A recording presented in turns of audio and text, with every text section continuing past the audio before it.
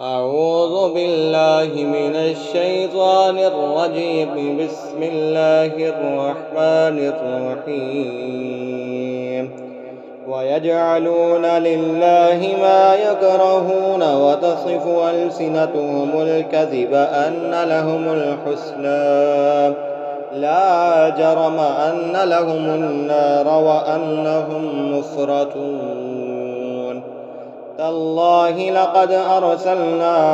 إلى من قبلك فزين لهم الشيطان أعمالهم فهو وليهم اليوم ولهم عذاب أليم. وما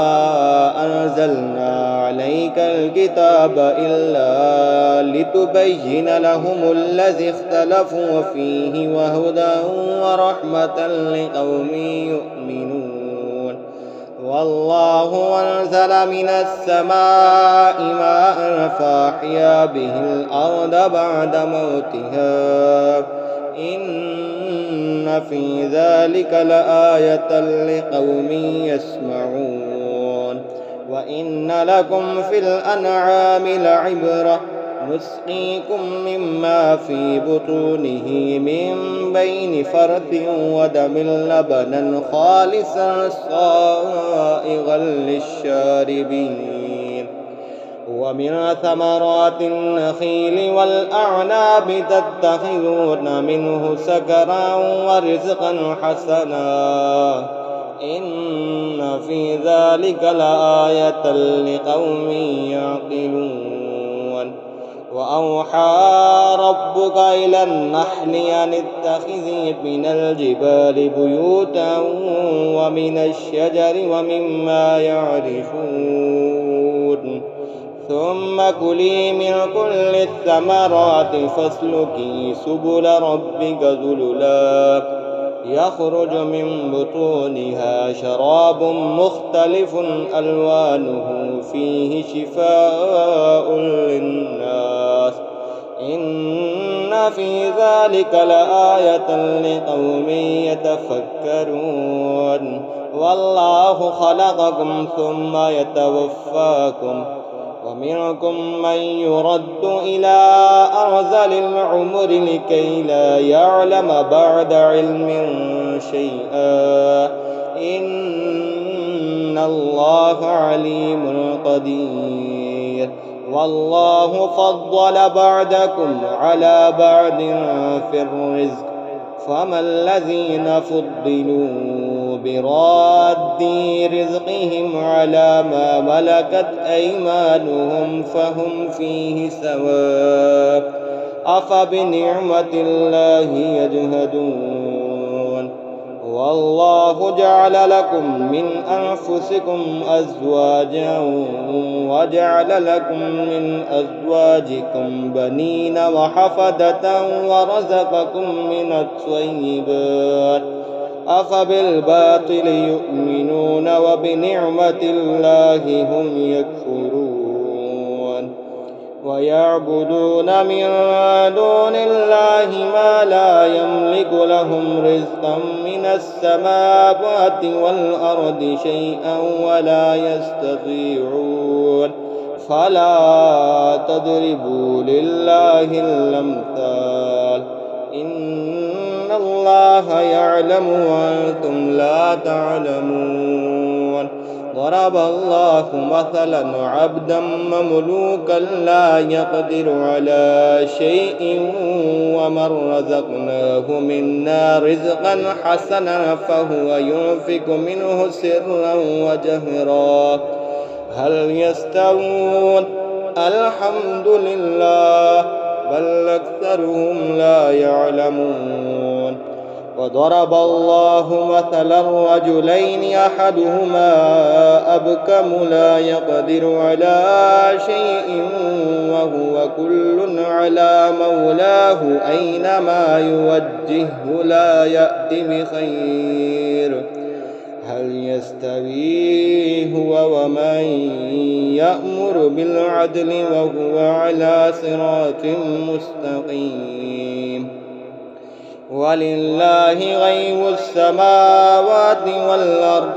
وما أمر الساعة إلا كلمح البصر أو هو أقرب إن الله على كل شيء قدير والله أخرجكم من بطون أمهاتكم لا تعلمون شيئا وجعل لكم السمع والأبصار والأفئدة لعلكم تشكرون ألم يروا إلى الطير مسخرات في جو السماء ما يمسكهن إلا الله إن في ذلك لآيات لقوم يؤمنون والله جعل لكم من بيوتكم سكنا وجعل لكم من جلود الأنعام بيوتا تستخفونها يوم ظعنكم ويوم إقامتكم ومن أصوافها وأوبارها وأشعارها أثثا ومتاعا إلى حين والله جعل لكم مما خلق ظلالا وجعل لكم من الجبال أكنانا وجعل لكم سرابيل تقيكم الحر وسرابيل تقيكم بأسكم كذلك يتم نعمته عليكم لعلكم تسلمون فإن تولوا فإنما عليك البلاغ المبين يعرفون نعمة الله ثم ينكرونها وأكثرهم الكافرون ويوم نبعث من كل أمة شهيدا ثم لا يؤذن للذين كفروا ولا هم يستعتبون وإذا رأى الذين ظلموا العذاب فلا يخفف عنهم ولا هم ينظرون وإذا رأى الذين أشركوا شركاءهم قالوا ربنا هؤلاء شركاؤنا الذين كنا ندعو من دونك فألقوا إليهم القول إنكم لكاذبون وألقوا إلى الله يومئذ السلم وضل عنهم ما كانوا يفترون وألقوا إلى الله يومئذ السلم وضل عنهم ما كانوا يفترون الذين كفروا وصدوا عن سبيل الله زدناهم عذابا فوق العذاب بما كانوا يفسدون ويوم نبعث في كل أمة شهيدا عليهم من أنفسهم وجئنا بك شهيدا على هؤلاء ونزلنا عليك الكتاب تبيانا لكل شيء وهدى ورحمة وبشرى للمسلمين إن الله يأمر بالعدل والإحسان وإيتاء ذي القربى وينهى عن الفحشاء والمنكر والبغي يعظكم لعلكم تذكرون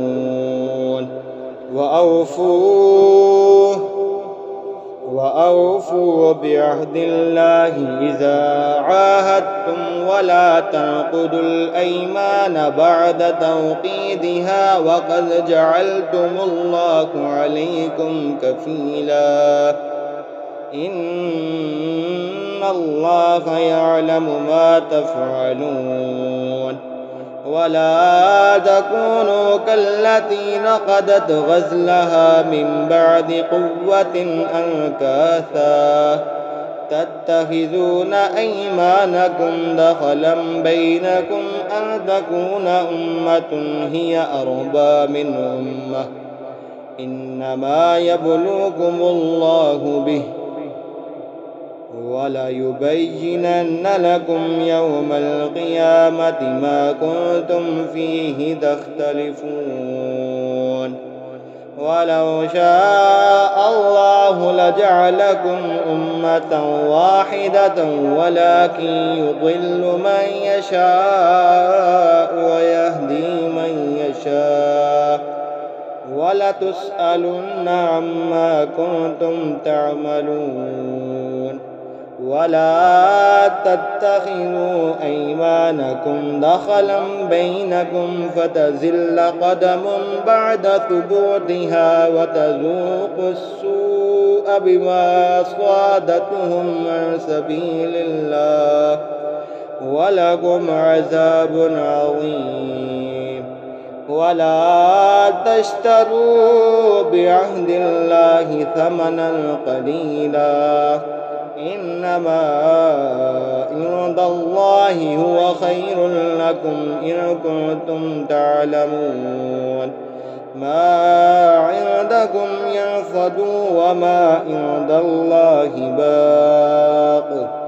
ولنجزين الذين صبروا أجرهم بأحسن ما كانوا يعملون من عمل صالحا من ذكر أو أنثى وهو مؤمن فلنحيينه حياة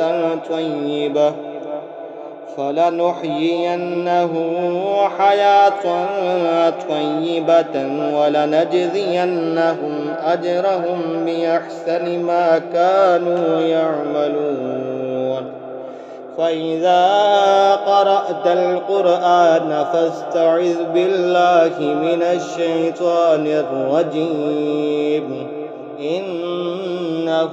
ليس له سلطان على الذين آمنوا وعلى ربهم يتوكلون إنما سلطانه على الذين يتولونه والذين هم به مشركون وإذا بدلنا آية مكان آية والله أعلم بما ينزل قالوا إنما أنت مفتر بل أكثرهم لا يعلمون قل نزله روح القدس من ربك بالحق ليثبت الذين آمنوا وهدى وبشرى للمسلمين ولقد نعلم أنهم يقولون إنما يعلمه بشر لسان الذي يلحدون إليه أعجمي وهذا لسان عربي مبين إن الذين لا يؤمنون بآيات الله لا يهديهم الله ولهم عذاب أليم إنما يفتر الكذب الذين لا يؤمنون بآيات الله وأولئك هم الكاذبون من كفر بالله من بعد إيمانه إلا من أكره وقلبه مطمئن بالإيمان ولكن من شرح بالكفر صدرا فعليهم غضب من الله ولهم عذاب عظيم ذلك بأنهم استحبوا الحياة الدنيا على الآخرة وأن الله لا يهدي القوم الكافرين أولئك الذين طبع الله على قلوبهم وسمعهم وأبصارهم وأولئك هم الغافلون لا جرم أنهم في الآخرة هم الخاسرون ثم إن ربك للذين هاجروا من بعد ما فتنوا ثم جاهدوا وصبروا إن ربك من بعدها لغفور رحيم يوم تأتي كل نفس تجادل عن نفسها وتوفى كل نفس ما عملت وهم لا يظلمون وضرب الله مثلا قرية كانت آمنة مطمئنة يأتيها رزقها رغدا من كل مكان فكفرت بأنعم الله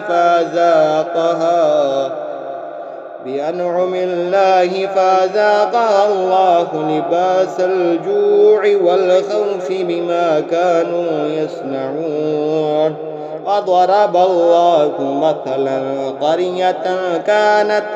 آمنة مطمئنة يأتيها رزقها رغدا من كل مكان فكفرت بأنعم الله فأذاقها الله لباس الجوع والخوف بما كانوا يصنعون ولقد جاءهم رسول منهم فكذبوه فأخذهم العذاب وهم ظالمون فكلوا مما رزقكم الله حلالا طيبا واشكروا نعمة الله إن كنتم إياه تعبدون إنما حرم عليكم الميتة والدم ولحم الخنزير وما أهل لغير الله به فمن اضطر غير باغ ولا عاد فإن الله غفور رحيم ولا تقولوا لما تصف ألسنتكم الكذب هذا حلال وهذا حرام لتفتروا على الله الكذب إن الذين يفترون على الله الكذب لا يفلحون متاع قليل ولهم عذاب أليم وعلى الذين هادوا حرمنا ما قصصنا عليك من قبل وما ظلمناكم ولكن كانوا أنفسهم يظلمون ثم إن ربك للذين عملوا السوء بجهالة ثم تابوا من بعد ذلك وأصلحوا إن ربك من بعدها لغفور رحيم إن إبراهيم كان أمة قانتا لله حنيفا ولم يك من المشركين شاكرا لأنعمه اجتباه وهداه إلى صراط مستقيم وآتيناه في الدنيا حسنة وإنه في الآخرة لمن الصالحين ثم أوحينا إليك أن اتبع ملة إبراهيم حنيفا وما كان من المشركين إنما جعل السبت على الذين اختلفوا فيه وإن ربك ليحكم بينهم يوم القيامة فيما كانوا فيه يختلفون ادع إلى سبيل ربك بالحكمة والموعظة الحسنة وجادلهم بالتي هي أحسن إن ربك هو أعلم بمن ضل عن سبيله وهو أعلم بالمهتدين وإن عاقبتم فعاقبوا بمثل ما عوقبتم به ولئن صبرتم لهو خير للصابرين واصبر وما صبرك إلا بالله ولا تحزن عليهم ولا تك في ضيق مما يمكرون إن الله مع الذين اتقوا والذين هم محسنون آمنت بالله صدق الله العظيم.